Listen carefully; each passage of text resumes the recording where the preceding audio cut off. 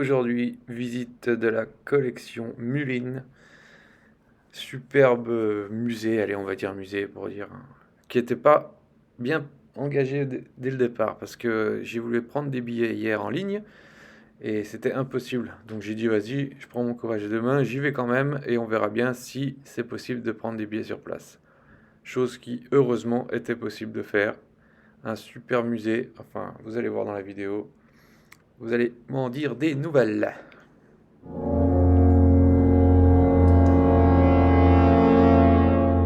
Bon, là, exceptionnel. Dans la déesse du salon de Milan, 1975. Et ça, c'est que le début. Alors, c'est pas un musée, c'est une collection. C'est pas pareil.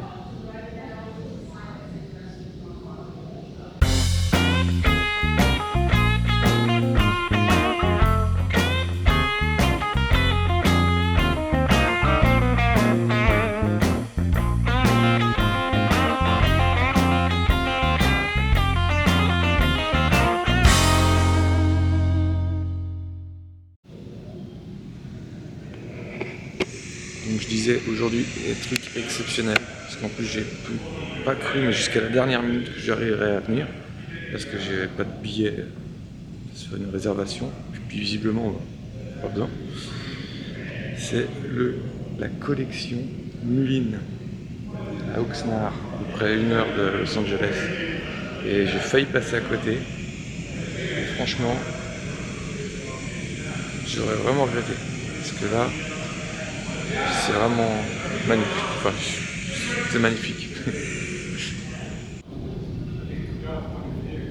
Là aussi, collection impressionnante de Very Lalique. Je m'attendais pas du tout à voir ça ici.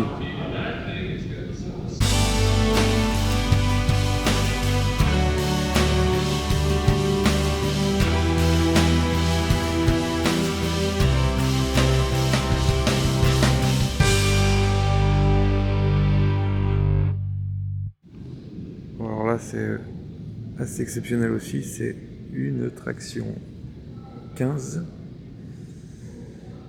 coupée.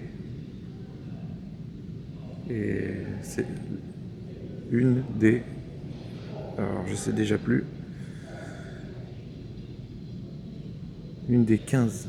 Il n'y en a que 15 fabriquées. Enfin, recensées, fabriquées, je sais pas. Mais elle est magnifique.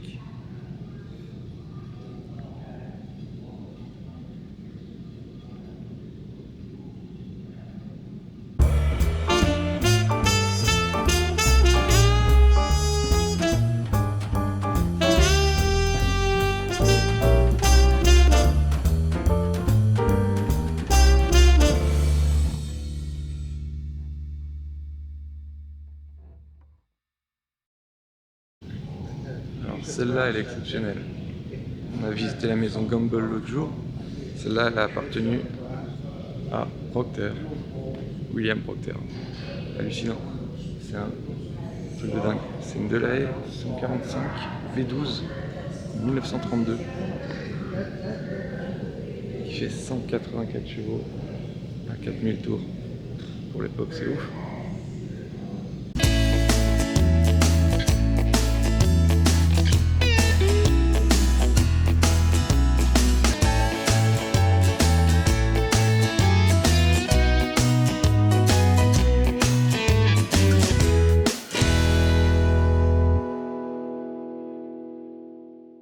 Je disais que la Delahaye V12 c'était déjà exceptionnel, mais en fait, le gars qui te renseigne, quoi, c'est pas le conservateur, je sais pas comment on dit, me disait que sur les 8 V12 que Delahaye a construit,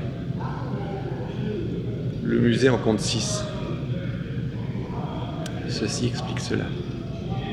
Et puis il n'y a que des trucs exceptionnels, juste un Talbot Lago goutte d'eau de 1937, c'est un truc de fou. Puis c'est pas fini. J'ai pas encore fait les Bugatti.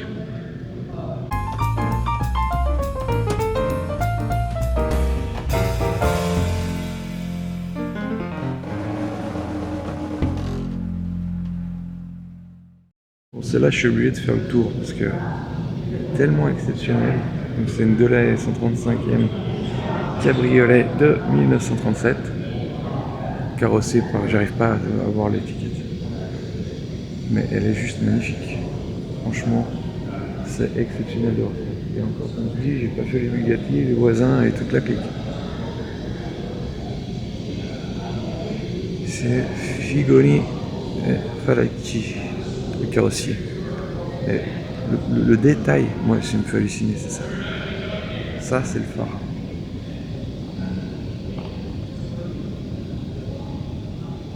Il est pas magnifique ce phare, franchement. Puis la ligne, c'est un truc de fou.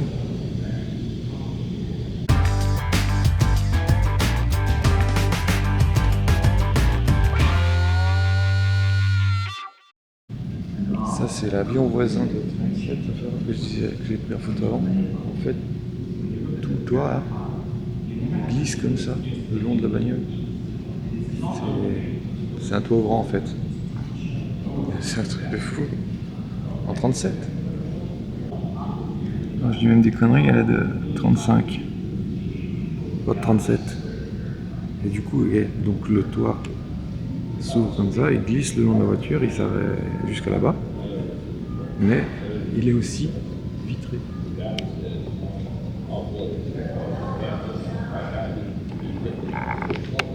Bon, c'était pas une marque de pauvre à l'époque. Bon, au niveau des détails, c'est les marchepieds quoi.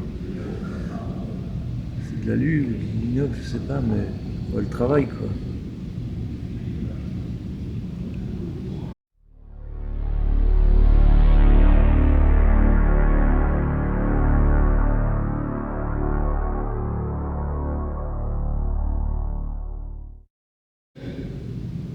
Bon, du coup, j'ai compris.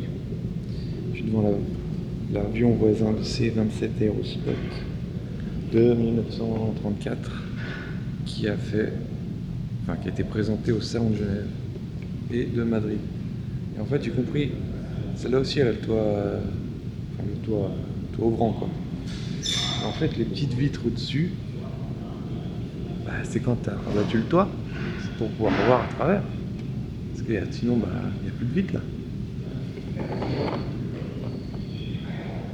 C'est pas pour faire style j'ai un toit ouvrant quoi, enfin un toit vitré. C'est utile, comme sur l'autre. Je viens de tilter en fait. C'est un truc de fou.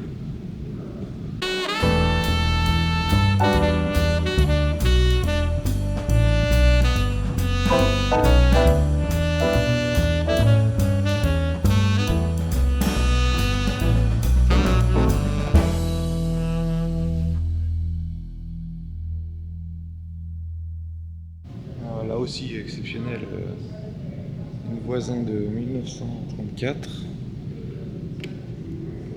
Il n'y a eu que 2 exemplaires. Et celle-là a appartenu au chat de Perse. Et pas au chat persan. Ce serait malvenu de dire des choses pareilles. Mais magnifique. Donc aussi vraiment exceptionnel parce que c'est un drop head coupé sauf erreur, carrossé par Figoni. Il n'y en a que 2 au monde quoi. Puis je suis devant une des 2. Et l'intérieur il est juste ouf quoi. C'est du cuir d'autruche sauf erreur. Le bois, enfin. Et ils savaient faire des voitures à l'époque.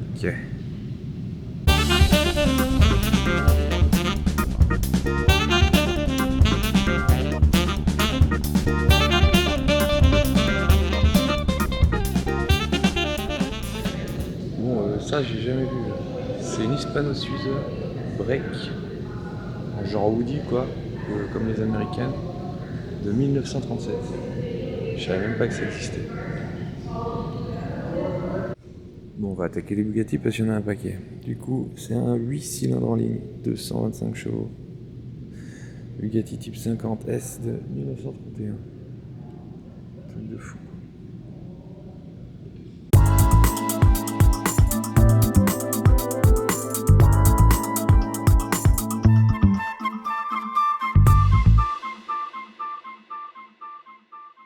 Oui, donc je disais 8 cylindres en ligne, 225 chevaux en 1931, c'est bien, mais il y a un compresseur en fait.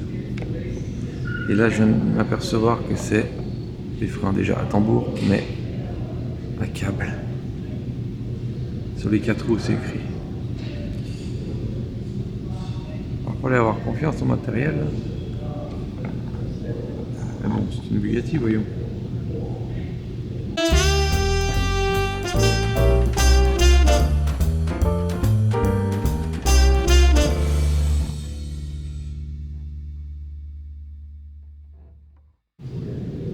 Alors là aussi, morceau d'histoire.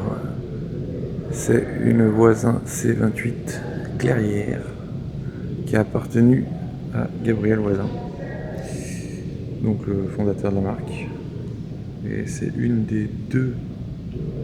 Enfin, il y en a eu 32 fabriqués, mais c'est une des deux qui a appartenu à la famille Voisin. C'est un 6 cylindres de 3,3 litres de 110 chevaux. Moi j'hallucine, c'est le détail quoi. Ces moulures, c'était pas pour rien, c'était des voitures de luxe. Il y avait vraiment du travail derrière.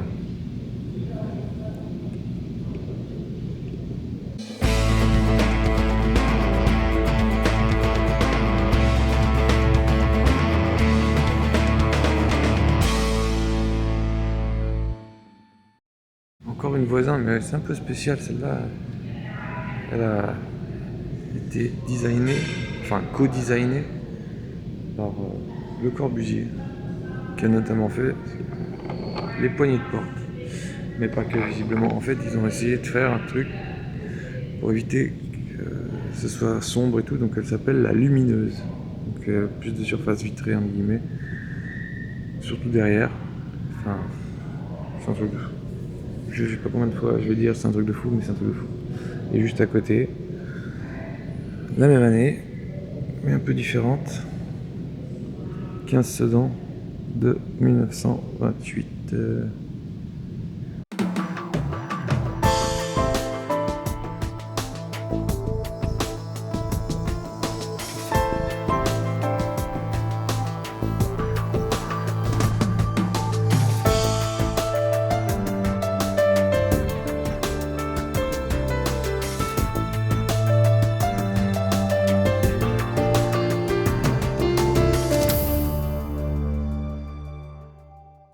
Bon, là, faut expliquer. En fait,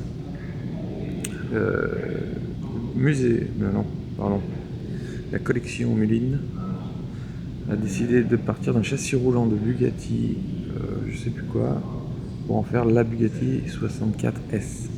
Ils sont partis de ça, pour faire les formes comme à l'ancienne et tout. Et ils en sont arrivés là. Un truc de fou. Tout le monde a lu d'avion, là, je sais plus le nom.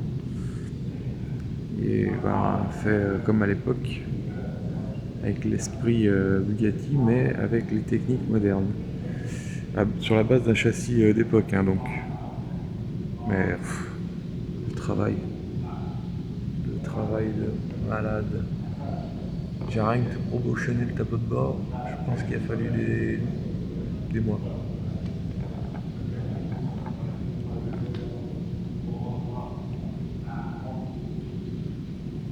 C'est juste un truc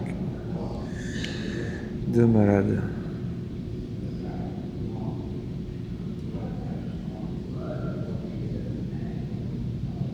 Bon, puis à côté de ça, bah, Indian et la Tour Eiffel.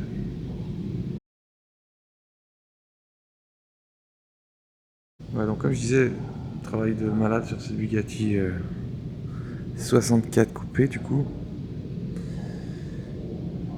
Avec 2 sur 3 produites et le vrai moteur d'origine, moteur numéro 1, qui développe 155 chevaux à 5000 tours.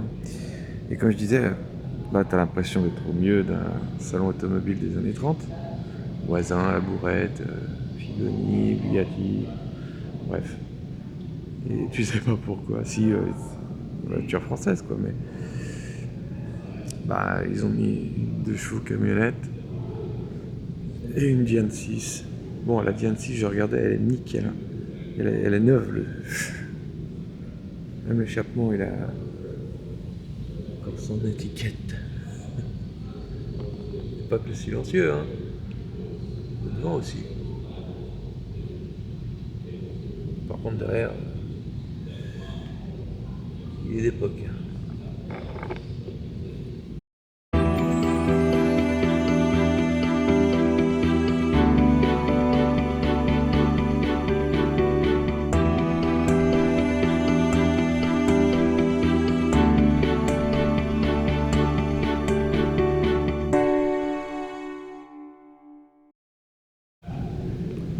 Encore une magnifique Delage cabriolet de 1939. Elle est juste immense en vrai. Et je sais pas si on se rend bien compte à la caméra, mais il y a 3 couleurs, j'ai l'impression. Il y a les ailes qui sont d'une couleur, la carrosserie qui est un genre de bordeaux foncé, puis ces lignes là, qui vont derrière. J'ai pas l'impression que c'est les mêmes que ça. Enfin, elle est magnifique.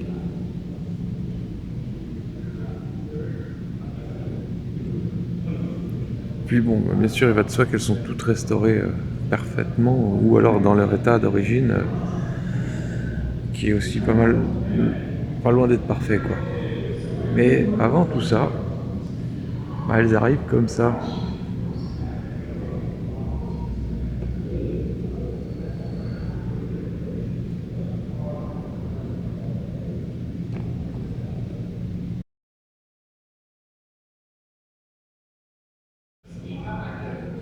C'est toute une série de ceux qui ont influencé l'art déco en fait.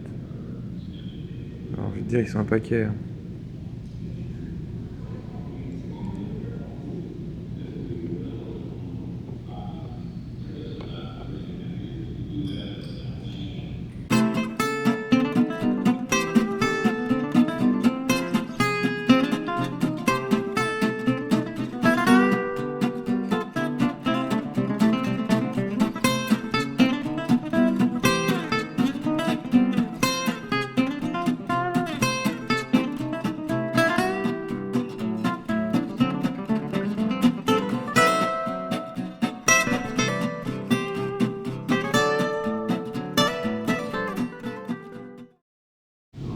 Bon, Bugatti 55 de course qui a fait 24 du Mans.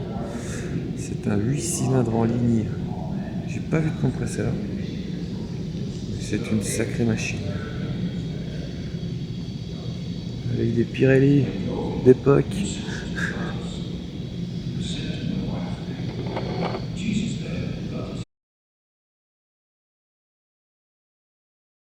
Je dis des conneries, c'est pas des Pirelli, c'est des Blocchelli. Bah, ça doit être italien quand même.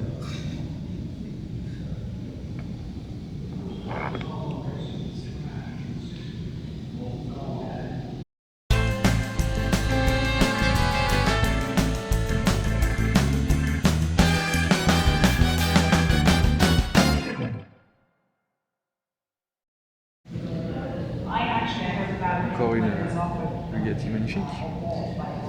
Type 49 sauf erreur. Frein à câble. Bon, on est en 31 en même temps. Normal. Et ce qui se cache derrière celle-là,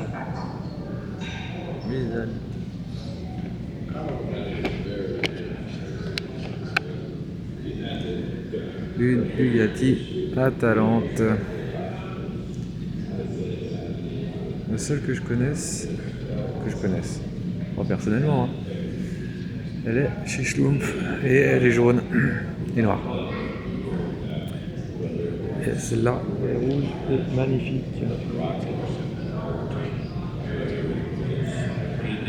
Ça, c'est une pièce de choix, parce que je ne vais pas dire de musée.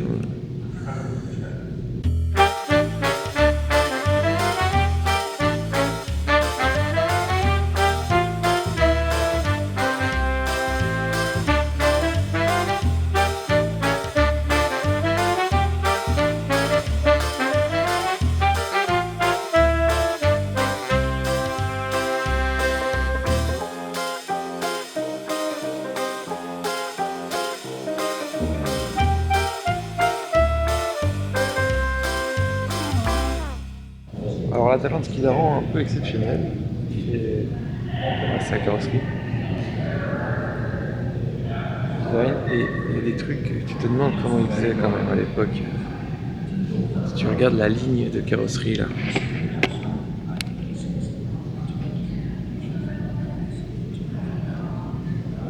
Juste de l'aile, hein. C'est un truc de malade.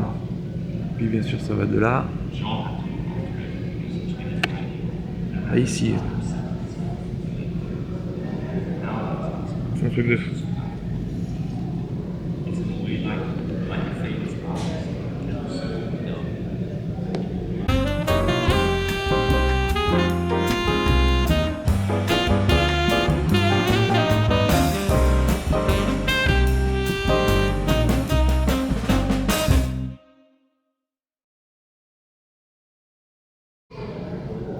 Alors celle-là c'est un truc de fou. On est en 31, hein. Mais avec un 4,9 litres, il sort 300 chevaux d'un 8 cylindres en ligne. Bon, un compresseur toujours. Et là, je viens de voir un truc, c'est le collecteur d'échappement. Il est juste ouf. Putain, alors. Bon, le problème c'est que ces Bugatti, c'est aussi beau dehors que dedans en fait. On voit jamais le dedans.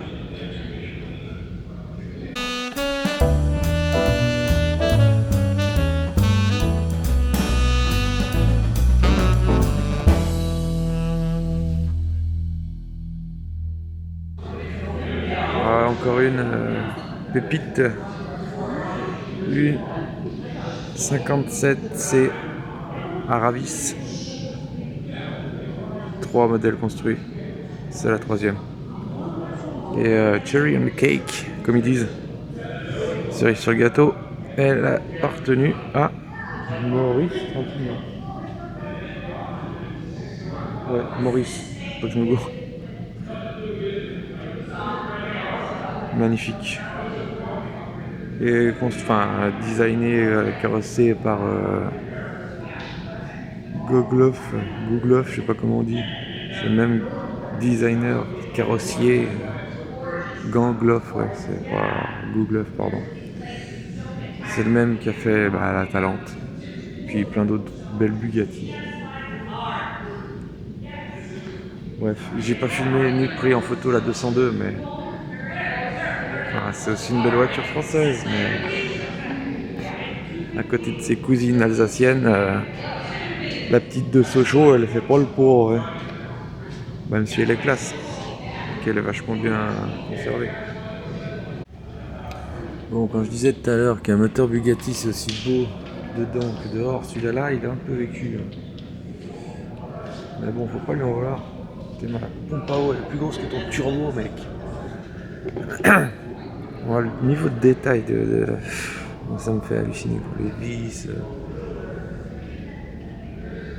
Et c'est matching number, attention. Et donc ça c'était un 8 cylindres en ligne du train rapide de Bugatti. Oui, ils ont fait des trains aussi. Enfin, ils en ont pas fait beaucoup, ça n'a pas marché, mais c'était un projet et du coup, c'était le moteur qui avait dans ces trains-là. Énorme.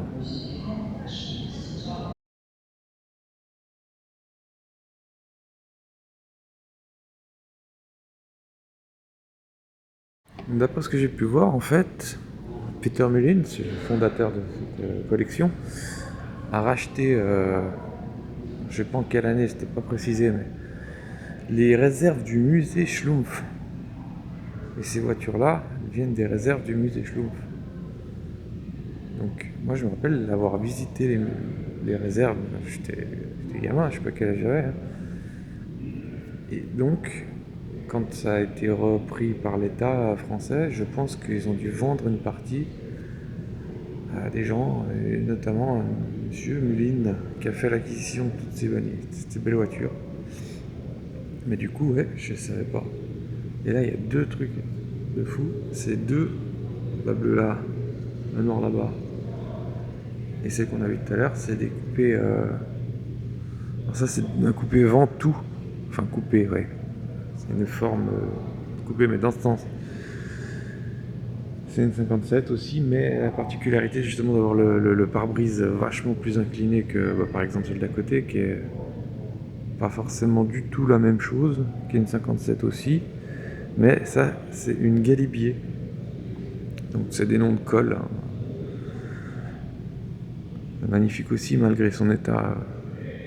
Et là c'est une autre Ventoux, justement, pareil, avec le pare-brise incliné comme on a vu. Et on va revenir un peu plus sur les détails, mais toujours c'est 8 cylindres, 3 litres 2, 135 chevaux. Propriété de John Shakespeare. Je pense pas que ce soit le même qui... Hein, bon. Par contre la carrosserie là, il y a du boulot. Alors je sais pas s'ils les gardent dans l'état pour montrer comment elles étaient à l'époque. Bon, il y a du boulot, oui et non, en même temps, une voiture qui a cet âge-là, quand même bien conservée, hein. Parce que là, on parle de 1936, là. Là, c'est 1935. Et l'autre Ventoux, qui est en presque meilleur état que les deux autres, elle est de 34. Alors, et à côté, on a une 2 Dion Bouton. Je peux pas regarder encore le panneau.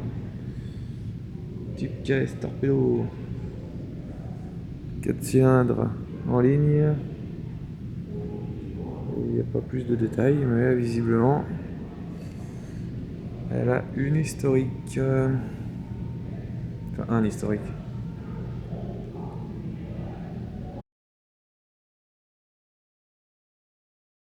Je disais, celle-là, elle a une histoire. Déjà, elle a appartenu visiblement à une marque. Et elle a des pneus tout neufs. Oui, oui. Design d'époque, mais neuf. Et ouais, ce que je voulais dire par là, en fait, c'est ces voitures, toutes celles qui sont là, plus les mêmes qu'on a vues tout à l'heure, bah, ça a appartenu aux frères Schlumpf, quoi. Et du coup, bah, je sais pas si ça les rend un peu plus exceptionnels que le reste, mais en tout cas, c'est cool, quoi.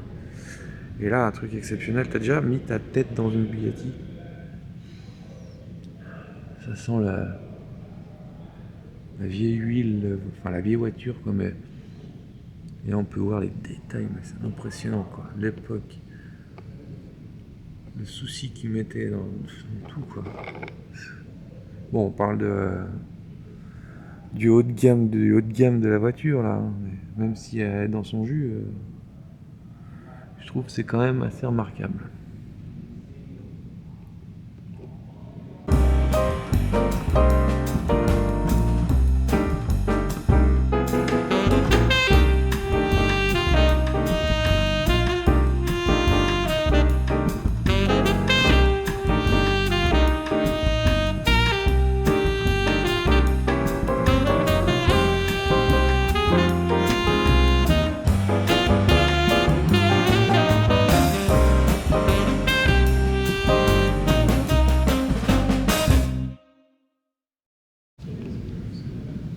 Une Bugatti Roadster de 31. Il n'y en a eu que 31 de produites. Magnifique.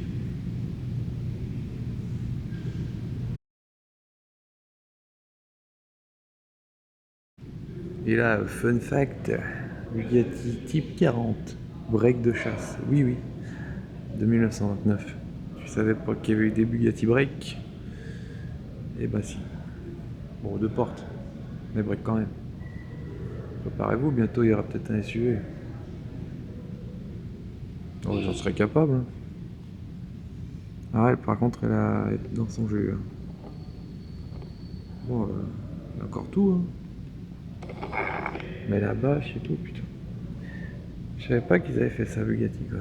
Ou alors c'est... Je sais pas si c'est eux qu'on fait, en fait.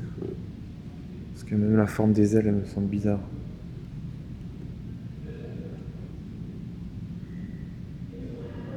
Ah non, c'est Gangloff aussi. C'est celui qui a fait la Talente et tout. Aïe aïe aïe. On a fait, c'est chez chaud, ce monsieur Gangloff.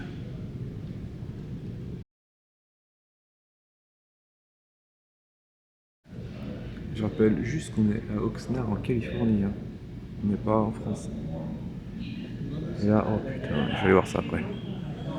Sans visite.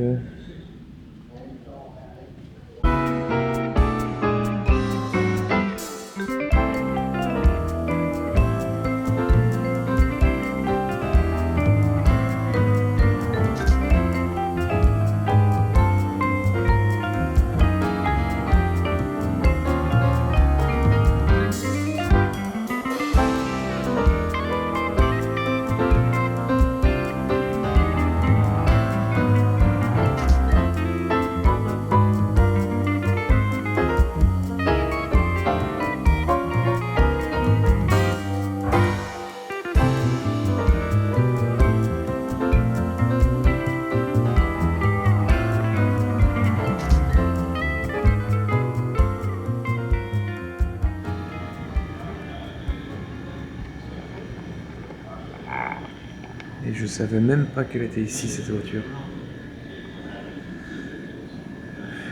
C'est un truc de fou. C'est la Bugatti qui a passé 75 ans dans le lac de Caume et qui a été repêchée, je sais plus, je viens de lire le panneau mais je me rappelle plus. 2008, ça fait rêve. Je savais pas qu'elle était là. Je pensais qu'elle était en Europe, et tout. Non. Et franchement, bon alors la carrosserie, voilà, hein. Mais le bois, la structure, bon bah voilà le moteur, hein, mais pour un pour un morceau de ferraille qui a passé 75 ans sous l'eau, bah je trouve qu'il est quand même vachement bien conservé. Il y a des pièces comme le phare, mais c'est impressionnant. Les rayons des roues ont été bouffés, mais il y a encore la batterie quoi.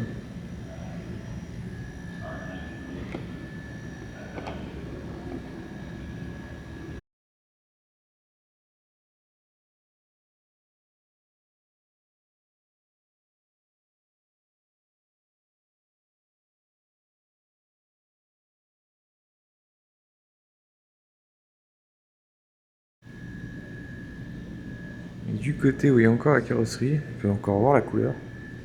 Bleu forcément. Il y a même encore les pneus. C'est hallucinant. Les rayons des roues commencent à se barrer, mais je pense que c'est surtout dû à cause du poids qui était dessus.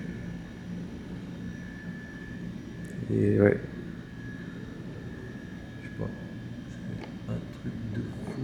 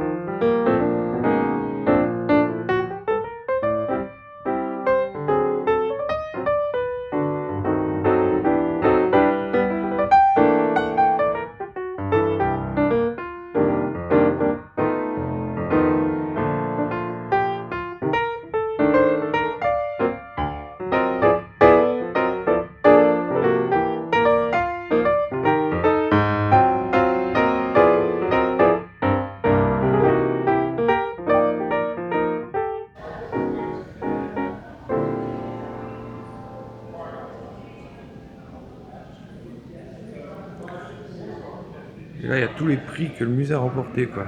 Avec les voitures de Monsieur Mille. Alors, j'ai dit musée, oulala, j'ai fait, pardon. Ça, je connais pas. Ça, c'est Pebble Beach. Ça, je sais pas. Ou des voitures anciennes, rallye de Monte Carlo. Je sais pas si on va aller derrière. Je vais prendre le gauche, terminer la Ok. Rétro Classico, un concours d'élégance de Santa Barbara. Putain, c'est impressionnant. Encore Pebble Beach. Un peu en argent. Monterey. Memorial. Philippe Richard Memorial. Je sais pas où c'est. Le Mayweather's Best First. Wow. Et le Best in Show de Kirkland. Putain. De quoi faire. Et après, je suis passé un peu vite sur les trucs là-bas, les œuvres d'art. Mais c'est du Rembrandt Bugatti. Et oui, le frère, sauf erreur, d'Ettore Bugatti.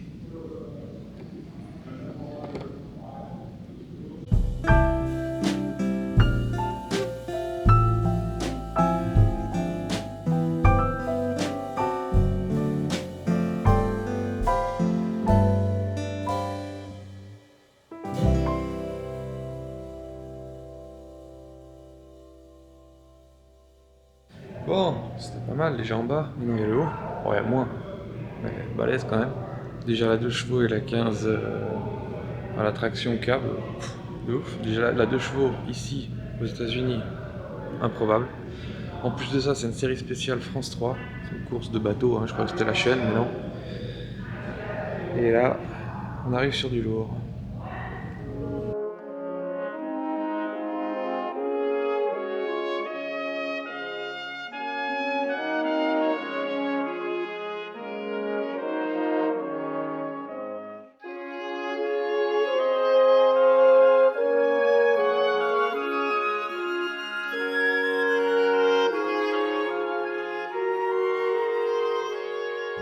Alors ça, c'est la Delage V12 avec le même moteur que la Delage qu'on avait en bas, sauf que de compète quoi. Alors ça a une gueule un peu bizarre, mais il fallait avoir des cacahuètes en acier trempé pour aller là-dedans, faire une course, je sais pas, 24 heures, je sais pas quoi, avec des freins à tambour. Bon alors là, il y a un peu de tout. Hein. Voisin, laboratoire, c'est trop bizarre. 4 construites, 6 cylindres en ligne. Très bizarre, avec l'arrière beaucoup plus fin. Et là on arrive dans un genre d'atelier Bugatti avec les pompes à essence et tout, c'est vraiment génial. Ils ont vraiment fait ça cool quoi. Un compresseur, un compresseur Bugatti. Je crois, oui c'est ça. Collecteur et tout, ouais, il y a vraiment. Ils ont vraiment fait ça à la bien. On produit l'ambiance et tout. Là-bas il y a une jambe de Véron.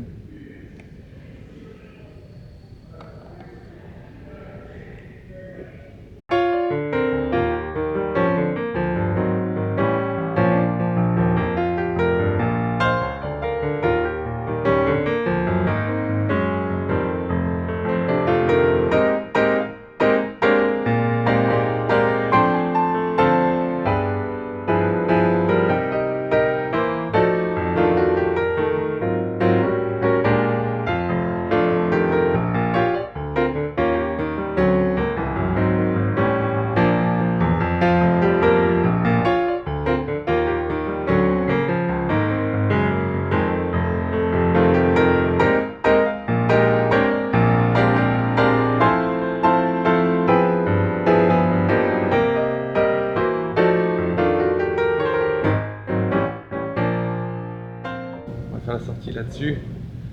Enfin, la sortie, j'ai plus beaucoup de batterie, je suis pas sûr que j'arrive à arriver à la fin en vidéo. Avec la SM 273, magnifique. Là il y a 3 DS incroyables. Ça, c'est la DS Concorde de 1963. Donc bon, déjà l'avant est un peu différent, mais surtout l'arrière en fait, comme toutes les DS Chaperon, pas Chaperon, hein. Chaperon c'est la dindanaille. Bah, elles ont un arrière spécifique. Du coup, elles sont comme ça. Alors c'est un peu différent hein, de la Citroën DS qu'on connaît, mais je trouve que c'est pas mal. Hein. Surtout la Concorde là, moi j'aime bien. Bon après c'est l'association de couleurs qui lui va bien. Je trouve que c'est tout de suite plus luxueux que la DS classique on va dire.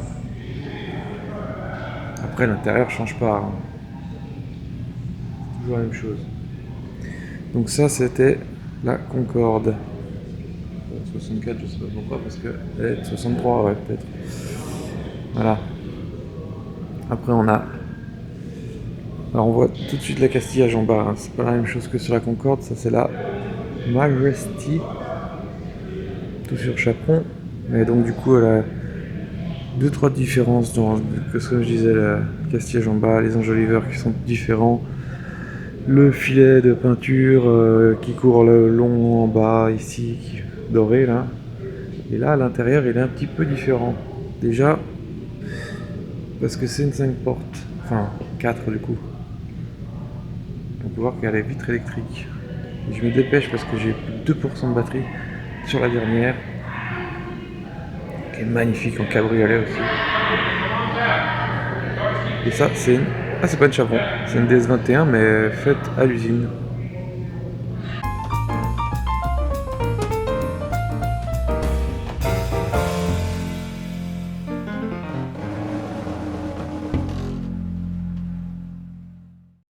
Là en fait la Majesty, j'ai oublié de dire, c'est qu'elle est avec une séparation chauffeur.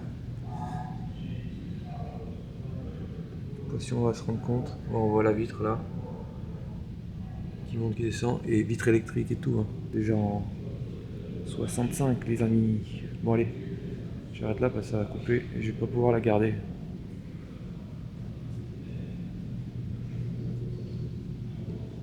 Bon, on finit la visite de ce magnifique musée.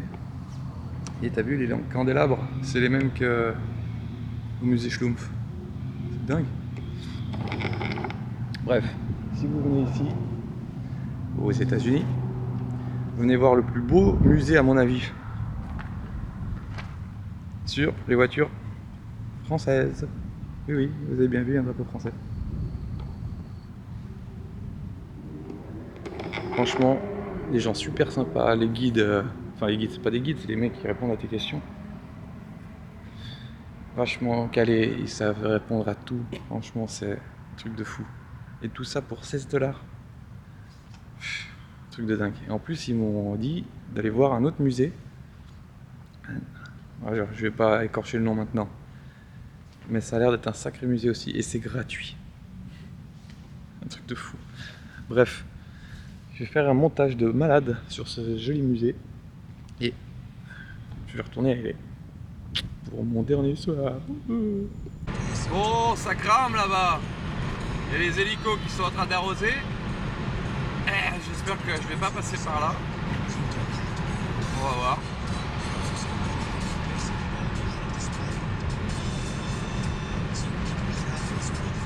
Si, ça a l'air d'être à côté de la route en plus, putain.